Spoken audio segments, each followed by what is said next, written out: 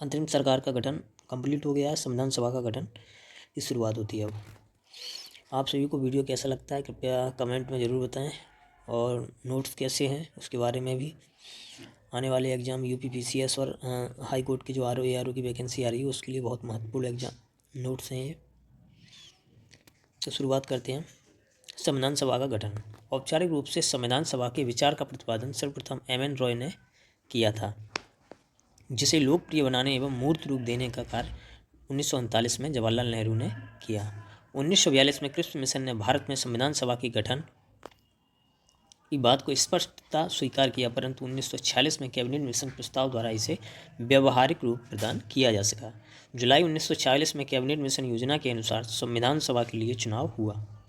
संविधान सभा के लिए चुनाव कब हुआ? तो 1946 में। संविधान सभा के सदस्यों का चुनाव अप्रत्यक्ष रूप से प्रांतीय विधानसभा के सदस्यों द्वारा किया गया। 9 दिसंबर 1946 को संविधान सभा के प्रथम अधिवेशन में लीग के प्रतिनिधि शामिल नहीं हुए थे, अतः संविधान सभा की प्रथम बैठक में कुल 207 सदस्य उपस्थित हुए। संविधान सभा की जो लीग थी उसमें लीग के प्रतिनिधि शामिल नहीं हुए, कुल 207 सदस्य उपस्थित हुए। इसमें 9 दिसंबर 1946 को संविधान सभा की जो प्रथम अधिवेशन हुआ था उसमें इस बैठक में कुल 207 सदस्य ही उपस्थित हुए। ठीक है। सच्चिदानंद सिन्हा को इसमें अस्थायी अध्यक्ष चुना गया। नेक्स्ट डेट है 11 दिसंबर 1946। ये बहुत महत्वपूर्ण डेट है। इस दिन को संविधान सभा की दूसरी बैठक होती है, वो दिल्ली में। इसमें अध्यक्ष चुने जाते हैं डॉक्टर राजेंद्र प्रसाद। संविधान सभा में कुल सदस्य संख्या 389 थी। जो 1946 में जो संविधान सभा का गठन हुआ था उसमें सदस्य संख्या 389 थी। ब्रिटिश प्रांत से 292 सदस्य थे, देसी रियासतों से 93 और कमिश्नरी क्षेत्र से 4। विभिन्न वर्गों का प्रतिनिधित्व करते थे। 389 जो थे वो विभिन्न वर्गों का, इसमें जो विभिन्न वर्ग थे उनसे जो सदस्य थे उनसे महिला सदस्य थी 15, अनुसूचित जाति के 26 और अनुसूचित जनजाति के 33 थे। इसी क्रम में हम आगे पढ़ेंगे। इसी क्रम में आगे है संप्रदाय के आधार पर सदस्यों की संख्या कितनी थी उसमें। तो संप्रदाय के आधार पर सामान्य 213, मुस्लिम के 79 और सिख के 4। चुनाव परिणाम की स्थिति क्या रही उस समय? तो कांग्रेस को 208, मुस्लिम लीग को 73 और निर्दलीय को 8। तो अपना नेक्स्ट है माउंटबेटन योजना। ये भी बहुत महत्वपूर्ण योजना है। कृपया वीडियो को लाइक और शेयर करते रहें। वीडियो कैसा लगता है अपनी राय भी देते रहें। कोशिश करेंगे हम कि वीडियो में और सुधार लाया जाए।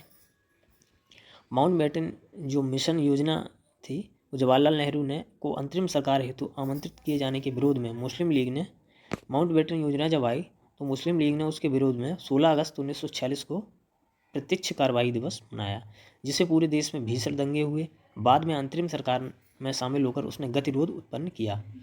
संविधान सभा की प्रथम बैठक में अनुपस्थित रहकर यह स्पष्ट कर दिया कि भारतीय एकता बनाए रखना अब संभव नहीं है।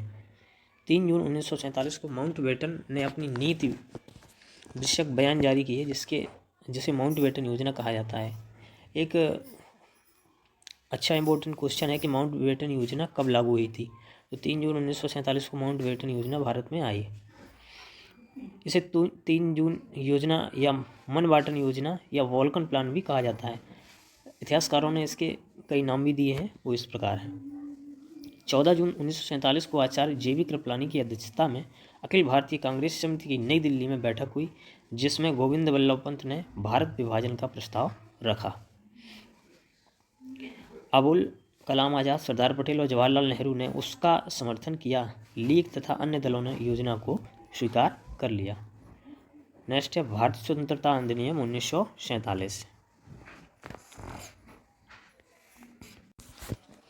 तो माउंटबेटन योजना के अनुसार भारतीय स्वतंत्रता विधेयक 4 जुलाई 1947 को ब्रिटिश प्रधानमंत्री क्लीमेंट एटली द्वारा हाउस ऑफ कॉमन्स में पेश किया गया। जो स्वतंत्रता विधेयक था वो 4 जुलाई 1947 को ब्रिटिश प्रधानमंत्री क्लीमेंट एटली के द्वारा कहाँ पेश किया गया? हाउस ऑफ कॉमन्स में। हाउस ऑफ कॉमन्स द्वारा 15 जुलाई 1947 को तथा उसके अगले दिन हाउस ऑफ लॉर्ड्स द्वारा इस विधेयक को पारित कर दिया जाने के पश्चात इसे 18 जुलाई 1947 को राजकीय स्वीकृति भी प्राप्त हो गई। इसी क्रम में नेक्स्ट पढ़ेंगे हम। इस अधिनियम के द्वारा अधोलिखित प्रावधान किए गए। 15 अगस्त 1947 को 2 डोमिनियन राज्यों पाकिस्तान एवं भारत की स्थापना हो गई। दोनों राष्ट्रों के लिए पृथक पृथक गवर्नर जनरल भी नियुक्त हो गए। भारत में माउंटबेटन को भारत का गवर्नर जनरल तथा पंडित जवाहरलाल नेहरू को प्रधानमंत्री बनाया गया, जबकि पाकिस्तान में अली जिन्ना को गवर्नर जनरल और लियाकत अली को प्रधानमंत्री बनाया गया। देसी रियासतों को भारत या पाकिस्तान के किसी भी अधिराज्य में शामिल होने की छूट मिली।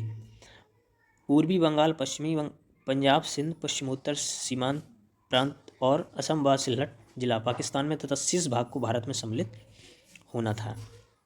इस प्रकार अधिनियम के अनुसार 14 अगस्त को पाकिस्तान तथा 15 अगस्त को भारत नामक 2 डोमिनियन राज्यों का गठन हुआ। 15 अगस्त को हम भारत का स्वतंत्रता दिवस मनाते हैं और 14 अगस्त को पाकिस्तान अपना मनाता है। इसी हिसाब से 15 अगस्त 1947 से 26 जनवरी 1950 तक भारत का राजनीतिक दर्जा ब्रिटिश राष्ट्रकुल के एक औपनिवेशिक राज्य का था। स्वतंत्रता पश्चात गठित अंतरिम मंत्रिमंडल, तो यहाँ मंत्रिमंडल जो गठित हुए वो हम पढ़ेंगे।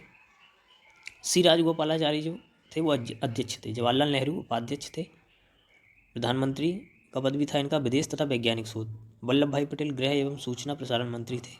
भीमराव अम्बेडकर को विधि मंत्री बनाया गया। सरदार वल्लभ पटेल को रक्षा मंत्री, राजेंद्र प्रसाद को खाद्य एवं कृषि मंत्री, मौलाना अबुल कलाम आज़ाद को शिक्षा मंत्री, जॉन मथाई रेलवे परिवहन मंत्री, बाबू जगजीवन राम को श्रम मंत्री एवं C.H. भाभा को वाणिज्य मंत्री, रफ़ी अहमद किदवई को संचार मंत्री, राजकुमारी अमृता कौर को स्वास्थ्य मंत्री, R.K. षणमुखी चेट्टी को वित्त मंत्री तथा श्यामा प्रसाद मुखर्जी को उद्योग मंत्री एवं N.B. गॉडगिल को कार्य खदान तथा ऊर्जा मंत्री। इसी क्रम में आगे हम पढ़ेंगे संविधान सभा। तो संविधान सभा की प्रथम बैठक कब हुई थी, ये डेट काफ़ी इंपॉर्टेंट है। 9 दिसंबर 1946 को संविधान सभा की प्रथम बैठक हुई, जिसमें अस्थायी अध्यक्ष सच्चिदानंद सिन्हा को बनाया गया। इसमें आगे स्थायी अध्यक्ष बनाए गए डॉक्टर राजेंद्र प्रसाद, उपाध्यक्ष बनाए गए H.C. मुखर्जी, संवैधानिक सलाहकार B.N. राव। प्रथम मनोनीत उपसभापति थे फ्रैंक एंथोनी। प्रथम वाचन कब से कब तक हुआ था, तो 4 नवंबर 1948 से लेकर 9 नवंबर 1948। ECS या RO में ये डेटें काफ़ी आ जाते हैं। वाचन चारों वाचन में से या चारों दे दिए जाएँ, 3 वाचन में से या तीनों दे दिए जाएँ, या कभी उनकी डेट फिक्स पूछ ली जाती है। तो प्रथम वाचन 4 नवंबर से 9 नवंबर 1948 तक, द्वितीय वाचन 15 नवंबर 1948 से 17 अक्टूबर 1949 तक तथा तृतीय वाचन 14 नवंबर 1949 से 26 नवंबर 1949 तक हुआ। अंतिम बैठक 12वीं थी, 12वें क्रम की बैठक थी अंतिम, जो 24 जनवरी 1950। ये क्वेश्चन भी बन जाता है कि अंतिम बैठक कौन से क्रम की थी, तो 12वें क्रम की अंतिम बैठक थी। किस डेट को हुई संविधान सभा की जो अंतिम बैठक थी वो किस डेट को हुई, 24 जनवरी 1950 को संविधान सभा की अंतिम बैठक हुई। नेक्स्ट पॉइंट है संविधान सभा की कार्यवाही जवाहरलाल नेहरू द्वारा 13 दिसंबर 1946 को प्रस्तुत प्रस्ताव के साथ प्रारंभ हुई। जो संविधान सभा की कार्यवाही है ना, 13 दिसंबर 1946 को प्रस्तुत प्रस्ताव के साथ प्रारंभ हुई थी। उद्देश्य प्रस्ताव को 22 जनवरी 1947 को स्वीकृति मिली। जो उद्देश्य प्रस्ताव है उसे स्वीकृति कब मिली, तो 22 जनवरी 1947 को। ये पॉइंट भी इम्पोर्टेंट है। डॉक्टर भीमराव अम्बेडकर ने संविधान सभा द्वारा निर्मित संविधान को पारित करने का प्रस्ताव रखा 26 नवंबर 1949 को। यह प्रस्ताव पारित हुआ तथा इसी दिन संविधान सभा द्वारा भारतीय संविधान को अंगीकार कर लिया गया। तो 26 नवंबर 1949 को प्रस्ताव पारित हुआ और इसी दिन संविधान सभा ने इसे अंगीकार भी कर लिया। संविधान सभा के 284 उपस्थित सदस्यों ने संविधान पर हस्ताक्षर किए थे। ये पॉइंट भी इम्पोर्टेंट है कि संविधान सभा पर कितने सदस्यों ने हस्ताक्षर किए थे, तो 284 उपस्थित सदस्य जो उस समय उपस्थित थे। इसमें महिला सदस्यों की संख्या कितनी थी, तो 8 महिला सदस्य 8 थी। भारतीय संविधान में निर्माण के निमित्त कुल 11 अधिवेशन हुए और 2 वर्ष 11 माह 18 दिन का समय लगा, जिसमें संविधान के प्रारूप पर कुल 114 दिन बहस हुई। भारतीय संविधान के पारित होने की तिथि 26 नवंबर 1949 है। भारतीय संविधान जो पारित हुआ था उसकी डेट पूछ ली जाती है कि भारतीय संविधान किस दिन पारित हुआ, तो 26 नवंबर 1949 को भारतीय संविधान पारित हुआ। इस समय संविधान में कुल 395 अनुच्छेद, 8 अनुसूचियाँ तथा 22 भाग थे। जब हमारा संविधान बना था तो उस समय 395 अनुच्छेद थे, 8 अनुसूचियाँ थीं और 22 भाग थे। संविधान सभा की अंतिम बैठक 24 जनवरी 1950 को हुई थी। जो लास्ट बैठक थी वो एग्जाम में पूछ ली जाती है कि संविधान सभा की अंतिम बैठक किस तारीख को हुई, 24 जनवरी 1950 को हुई। इस दिन सदस्यों ने संविधान पर अंतिम रूप से हस्ताक्षर किया। तथा डॉक्टर राजेंद्र प्रसाद को भारत का प्रथम राष्ट्रपति चुना गया। इसी दिन भारत का राष्ट्रपति जो प्रथम थे राजेंद्र प्रसाद को चुना गया। संविधान सभा भंग कर उसे अंतरिम संसद में परिवर्तित कर दिया। संविधान सभा को भंग कर दिया और अंतरिम संसद में परिवर्तित कर दिया। संविधान का लागू होना। भारतीय संविधान का संक्षिप्त नाम आर्टिकल 393 के तहत दिया गया है। इसके अनुसार संक्षिप्त नाम भारत का संविधान होगा। आगे पढ़ेंगे। प्रारूप समिति के अध्यक्ष। प्रारूप समिति के अध्यक्ष कितने थे? 7। प्रारूप समिति के सदस्य। प्रारूप समिति में कितने सदस्य थे? 7 सदस्य थे। प्रारूप समिति का अध्यक्ष कौन था? तो V.R. अम्बेडकर, भीमराव अम्बेडकर प्रारूप समिति के अध्यक्ष थे।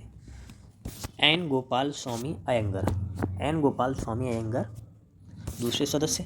K.M. मुंशी तीसरे। अल्लादी कृष्ण स्वामी अय्यर चौथे और सैयद मोहम्मद सादुल्ला पाँचवें। B.L. मित्रा शुरुआत में थे, इनके स्थान पर बाद में N. माधव आ गए। D.P. खेतान, जब इनकी मृत्यु हो गई तो इनके बाद में T. कृष्णामाचारी हुए। तो खासकर इनके नाम पूछ लिए जाते हैं कि कौन कौन थे। कभी कभी ये भी पूछ लिया जाता है एग्जाम में कि B.L. मित्रा या D.P. खेतान की जगह कौन कौन आए। तो प्रारूप समिति के सदस्यों की जो संख्या है वो एक याद करने की अच्छी ट्रिक है। सभी के नाम, अम्बेडकर तो अध्यक्ष थे ही, उसके बाद पहले नाम में गोपाल, दूसरे में मुंशी, तीसरे में अय्यर या कृष्णा मान लो, सब भगवान श्री कृष्ण के नाम हैं। और फिर नीचे आते हैं सादुल्ला, D.P. खेतान पहले खेतान नामक वो चलता था पंखा, और B.L. मित्रा। तो आपको वीडियो कैसा लगा कृपया बताएं। इसी क्रम में हम आगे की क्लास अगले शेड्यूल में डाल देंगे। कृपया आप सभी लोग वीडियो को लाइक करें और शेयर भी करें, अपने दोस्तों को भी बताएं। हम और पूरी कोशिश करेंगे नोट्स और अच्छे करने की और कृपया और अच्छी तरीके से पढ़ाने की। तो आज के लिए बस इतना ही। धन्यवाद आप सभी को।